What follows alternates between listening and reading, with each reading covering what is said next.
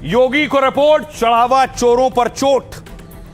दरअसल पहली तस्वीर आपको राम मंदिर की दिखाऊं, आज भी देखिए वही आस्था, वही लोगों का जुड़ाव और लगाव। ये आज की है, राम मंदिर में आज भी हजारों की भीड़ थी। चढ़ावा चोरी की खबर के बावजूद, दान के बावजूद उसी आस्था और उत्साह के साथ भक्त और श्रद्धालु पहुंच रहे हैं।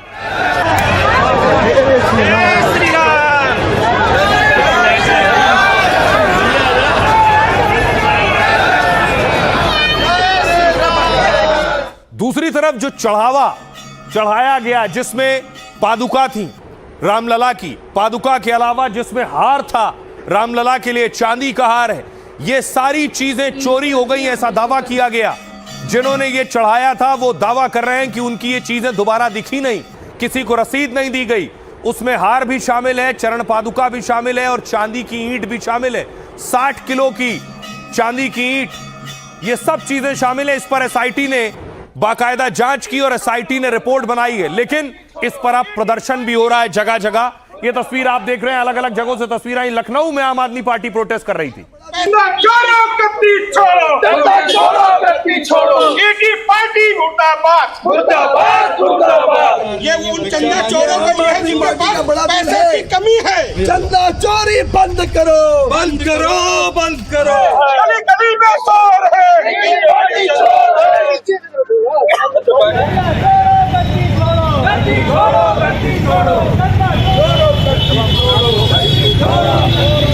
चंपत राय होश में आओ, होश में आओ, होश में आओ। चंपत राय। और इस बीच एसआईटी ने जो रिपोर्ट बनाई है, एसआईटी योगी आदित्यनाथ को वो रिपोर्ट सौंपेगी और योगी को रिपोर्ट के बाद आगे का एक्शन शुरू होगा।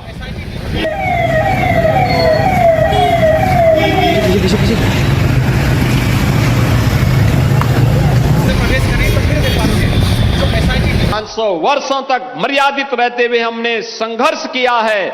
15 दिन और देख लें, इंतजार कर लो, चिंता मत करो।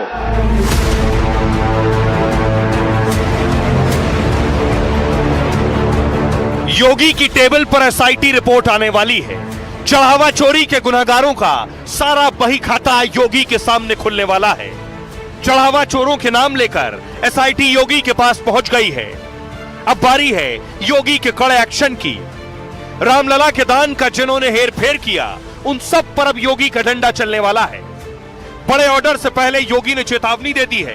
ट्रस्ट और राम मंदिर से जुड़े अधिकारियों को फरमान दे दिया है कि जब तक किसी फाइल पर फैसला नहीं होता वो अयोध्या नहीं छोड़ेंगे। यानी ऊपर से लेकर नीचे तक चढ़ावा चोरी में जो भी शामिल हैं, उन सब पर योगी की गाज गिरने वाली है।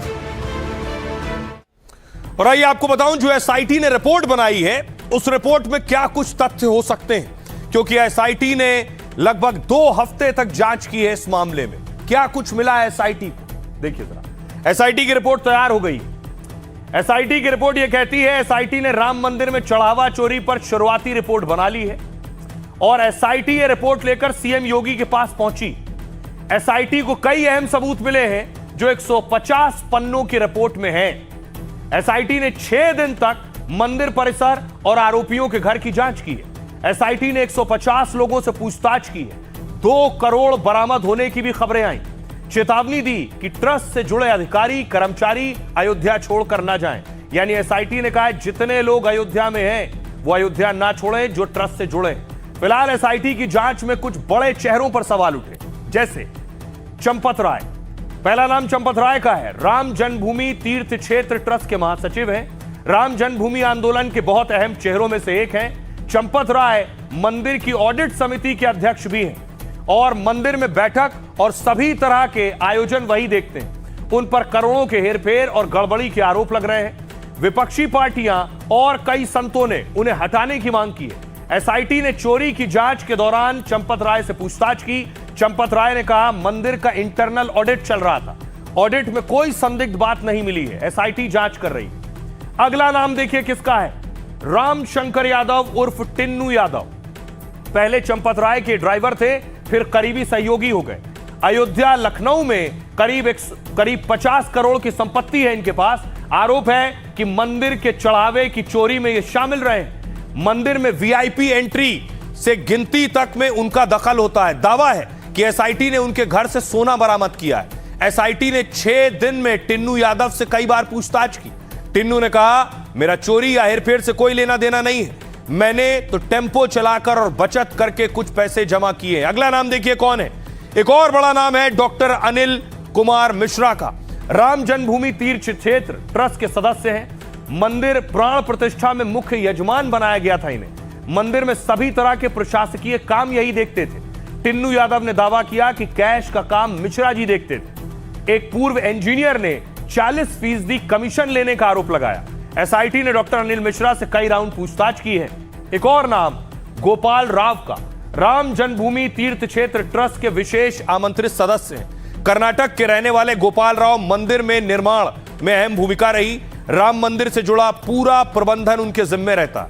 दर्शन और आरती पास की व्यवस्था वही कराते हैं। गोपाल राव चंदे के पैसों की गिनती के प्रभारी भी थे। चढ़ावे के पैसे और सोना चांदी में हेरफेर के आरोप लगे। एसआईटी ने गोपाल राव से भी कई बार पूछताछ की है। गोपाल राव ने कहा है कि हर तरह की जांच को वो तैयार है। अब सवाल यह है कि टिन्नू यादव समेत कई आरोपियों पर एफआईआर दर्ज होगी। मंदिर और ट्रस्ट से जुड़े 25 लोगों पर भी कार्रवाई हो सकती है। ट्रस्ट में अधिकारियों के स्तर में बड़े बदलाव हो सकते हैं। राम मंदिर की दान और जांच प्रक्रिया में फेरबदल संभव है। यह है एसआईटी की रिपोर्ट। यह एसआईटी की रिपोर्ट योगी आदित्यनाथ तक पहुंचेगी और एक्शन शुरू होगा। सुनिए क्या कह रहे हैं सीएम योगी अखिलेश यादव। प्रभु राम ने हमें मर्यादा का पाठ पढ़ाया है, मर्यादित रहने का आचरण दिया है। हम उस मर्यादा का पालन करते हुए हमने 500 वर्षों तक, हम लोगों के पूर्वजों ने 500 वर्षों तक प्रभु राम के स्थान को लेने के लिए संघर्ष किया है। 500 वर्षों तक मर्यादित रहते हुए हमने संघर्ष किया है। लेकिन हम अयोध्या को बदनाम करने वाले, राम जन्मभूमि मंदिर को अपमानित करने वाले लोगों के बहकावे में कतई ना आए। साधु संतों की जांच अधिकारी कैसे कर सकते हैं? साधु संत हमारे पूजनीय हैं। एसआईटी की जांच कौन करेगा? और इसीलिए डिले कर रही है, इससे सच्चाई बाहर है। अखिलेश जी के कोनो काम ना हो, ये समझ ले कि अखिलेश जी खाली सिर्फ ये बते बोलत हुआ कि जनता में जाके वोट मांगे लायक हम रही, मिली कि न मिली। अब देखिएगा, 2 दगे हुए कारतूस 17 में लड़े थे और 47 सीट जीते थे। अब ड्राइवर लेके माल चोरावत बात है, उनका कौन दोष बा? अब उनसे पूछताछ, सबसे पूछताछ हो रही है। जो उसमें आएगा दोषी होगा, उसके खिलाफ कार्रवाई होगी। अब देखिए जरा सवाल ये है, वो श्रद्धालु और भक्त बहुत आहत हैं जिन्होंने लाखों करोड़ों रुपए का दान दिया है। वो किसी भी रूप में भी हो सकता है। उसी में से एक भक्त हैं रामलला के राजू मनवानी। ये देख रहे हैं, राजू मनवानी ने ये चांदी की ईंट दी थी। 200 चांदी की ईंट राजू मनवानी ने रामलला को दान की थी। राजू मनवानी नाराज हैं। उनका दावा है कि उनके चांदी की ईंट कहां चली गई। 200 जो चांदी की ईंट दी थी वो गायब है, ये आरोप लगा रहे हैं राजू। अब सवाल ये है, ये सारी चीजें कहां गायब हो गई? वो लोग सवाल कर रहे हैं जिन्होंने दान दिया था। देखिए क्या क्या है इस फेहरिस्त में। सबसे पहले 200 किलो चांदी की ईंट। राम मंदिर से चांदी की 200 ईंट गायब होने के आरोप है। विश्व सिंधी सेवा संगम ने गंभीर आरोप लगाए और दान की हुई 200 किलो चांदी पर जवाब भी मांगा है। 2021 में 200 किलो चांदी की ईंट दान की गई थी। मौजूदा वक्त में इसकी कीमत 5 करोड़ रुपए से ज्यादा है। दावा है कि सिंधी सेवा संगम को दान की कोई रसीद नहीं मिली।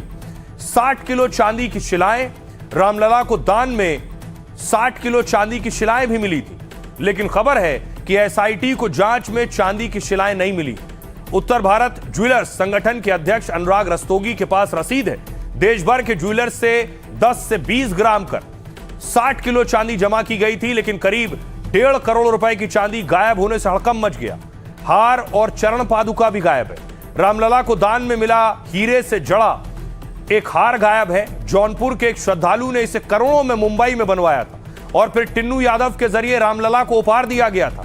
श्रद्धालु को दी गई सोने की एक चरण पादुका भी गायब है जो श्रद्धालु ने दी। दावा है कि पादुका 1 किलो सोने और 7 किलो चांदी से बनी थी। एसआईटी ने राम मंदिर के पुजारी से हार और चरण पादुका पर पूछा। पुजारी ने कहा दोनों रामशंकर यादव उर्फ टिन्नू यादव को लौटा दी थी। एसआईटी ने दोनों कीमती चीजों पर टिन्नू यादव से भी सवाल किया है। टिन्नू यादव ने सोने के गहनों को गलाकर ईंट बनाने की बात कही है। कहा गहने रखने का काम केडी तिवारी देखते हैं और उन्हें बताया था कि केडी तिवारी के पास न सोने की ईंट मिली न कोई रसीद चढ़ावे में मिली।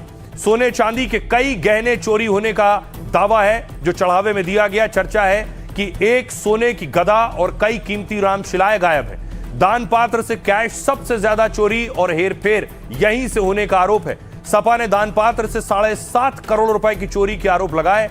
आम आदमी पार्टी ने 200 करोड़ से ज्यादा चोरी होने का दावा किया है। मंदिर से जुड़े कर्मचारियों के पास से काफी कैश मिला है। कर्मचारियों के घर और उनकी निशानदेही पर 2 करोड़ बरामद होने की भी बात कही गई है। सुनिए जरा क्या कुछ कह रहे हैं वो भक्त जिन्होंने 200 चांदी की ईंट सौंपी है। राजू मनवानी को सुनिए। 200 किलो चांदी डोनेट की आदरणीय चंपत राय जी के अयोध्या के परिसर के अंदर ही दिल्ली में उनसे मुलाकात आई थी। उन्होंने अयोध्या बुलाया तो 26 जनवरी को हम सब लोग जाकर के 200 किलो चांदी उनको भेंट की। मतलब आपको रसीद भी नहीं दी गई है? जी नहीं, रसीद वगैरह हमें कुछ नहीं है और कहाँ यूज़ किया गया है वो भी पता नहीं है। तो हमारे सब भाइयों के फ़ोन आने लगे कि भाई आजकल टीवी के ऊपर ये जो सब कुछ चल रहा है तो क्या हमें पता चलेगा कि हमारी 200 किलो चांदी कहाँ गई। और जहाँ तक जानना चाहता हूँ मैं कि किस रूप में आपने भेंट की थी? ईंट के तौर पर? हाँ, 1-1 किलो की चांदी की ईंट है। उसके फोटोग्राफ्स और वीडियोग्राफ मैं अभी आपको देता हूँ। और वो 1-1 किलो की चांदी, पूरी 200 किलो चांदी एक डब्बे के अंदर 40-40, 50-50 किलो चांदी के वो डाल करके ब्रिक्स। ये मामला साधारण नहीं है, ये पूरे राष्ट्र की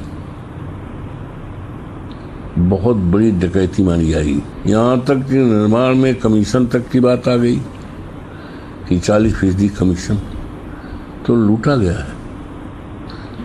है। ये प्रभु श्री राम के दरबार के चढ़ावे को लूटा गया, डकैती डाली गई। हम चाहेंगे कि जांच पूरी हो, जांच गहराई से हो, किसी के प्रति सहानुभूति रखकर न हो।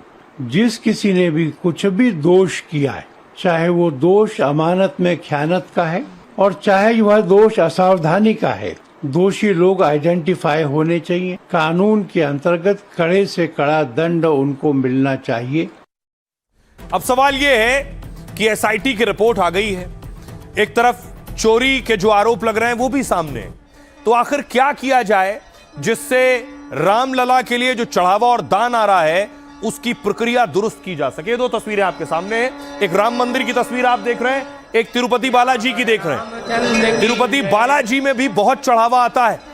अब ऐसा दावा है कि तिरुपति बालाजी में जो दान और चढ़ावे की प्रक्रिया है उस प्रक्रिया को ही अगर उसका ही पालन राम मंदिर के लिए किया जाए तो हालात बेहतर हो सकते हैं। तो पहले आपको बताऊं कि आखिर राम मंदिर में जो चढ़ावा और दान आता है उसे कैसे इस्तेमाल किया जाता है, उसका क्या होता है। फिर आपको बताऊंगा कि तिरुपति बालाजी में जो चढ़ावा आता है वो कैसे सही प्रक्रिया का पालन करते हुए सुरक्षित रखा जाता है। देखिए जरा, सबसे पहले राम मंदिर की बात करेंगे। मांग हो रही है कि राम मंदिर में दान की गिनती तिरुपति की तरह हो। राम मंदिर में हर रोज करीब 8 से 10 लाख रुपए का दान आता है। मंदिर में प्रबंधन और चढ़ावे का जिम्मा राम जन्मभूमि ट्रस्ट संभालता है। मंदिर में 6 बड़े दान पात्र और परिसर में 12 से ज्यादा छोटे दान पात्र। मंदिर में कैश गिनने का काम एक निजी एजेंसी को दिया गया है।